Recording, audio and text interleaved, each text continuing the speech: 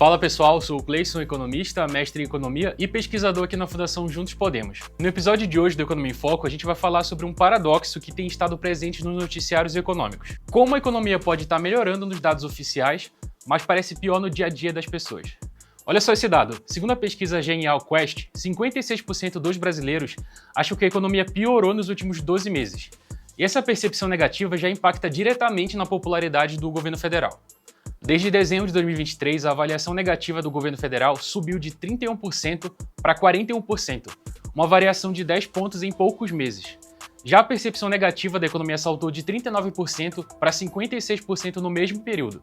Mas peraí, como explicar esse paradoxo? Vamos aos fatos. O rendimento médio mensal do brasileiro bateu recorde em 2024, R$ 3.057, segundo os dados recentes divulgados pelo IBGE com base na PNAD contínua. Esse valor é o maior da série histórica, superando até os R$ 3.000 em 2014, que foi o último recorde.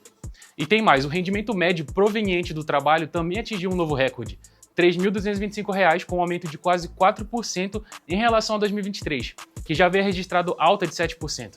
Ou seja, a renda do trabalho subiu e puxou a renda total para cima também.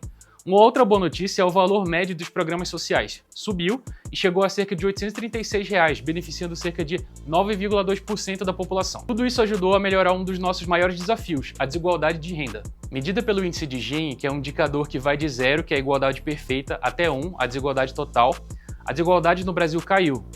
Qual que foi a explicação disso? Foi o aumento da renda do trabalho e os programas sociais. Mas tem uma questão importante. A queda foi pequena e o problema continua enorme. O rendimento do 1% mais rico ainda é 40 vezes maior do que os 40% mais pobres. E os 10% mais ricos ganham em média 14 vezes mais. Ou seja, a desigualdade persiste em níveis altíssimos. É importante destacar que estamos falando aqui das médias. Quando olhamos separadamente para os estados brasileiros, esses valores mudam significativamente, o que demonstra a enorme desigualdade regional que persiste no país. Para vocês terem uma ideia, o estado que possui a maior renda média mensal per capita é o Distrito Federal, com uma média de R$ 3.276. Em contraste, o estado que possui a menor média é o Maranhão, com R$ 1.078 mensais por pessoa. As maiores médias estão nos estados do Sul e Sudeste e as menores no Norte e Nordeste. A desigualdade regional ainda é uma marca muito presente no país. Tá, mas se esses dados são bons, por que o sentimento é tão ruim?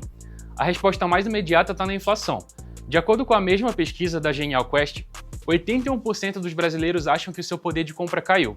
88% reclamam da alta dos preços dos alimentos, 70% apontam aumento nos combustíveis, 65% falam dos pesos nas contas de água e luz e 53% dizem que está mais difícil conseguir emprego. Mesmo com o IPCA de 2024 fechando a 4,8%, esse número é uma média. Na prática, o que pesa mesmo é o preço do supermercado, que subiu bem mais, principalmente em itens como café e ovos. Aliás, a gente já falou sobre isso no Economia em Foco sobre o preço do café, confere lá também. Tem também a questão das expectativas frustradas. Pense em alguém com diploma universitário. Ela espera um salário muito maior, mas encontra o mercado saturado e salários baixos. Mesmo ganhando mais do que ganhava antes de se formar, ela se sente desvalorizada. Isso afeta diretamente a percepção sobre a economia, que passa a ser negativa. Junta tudo isso à precarização do trabalho, o medo da informalidade, as incertezas de quem empreende e a questão da insatisfação está montada. Uma outra explicação possível é a dificuldade do IBGE captar com precisão a realidade de domicílios mais pobres ou informais. Mas existe um ponto mais sutil. Melhoras em indicadores econômicos nem sempre se traduzem em melhoras percebidas. A subjetividade pesa, e muito. E hoje, cientistas políticos e analistas de dados estudam esse distanciamento entre os números macro e a vida real.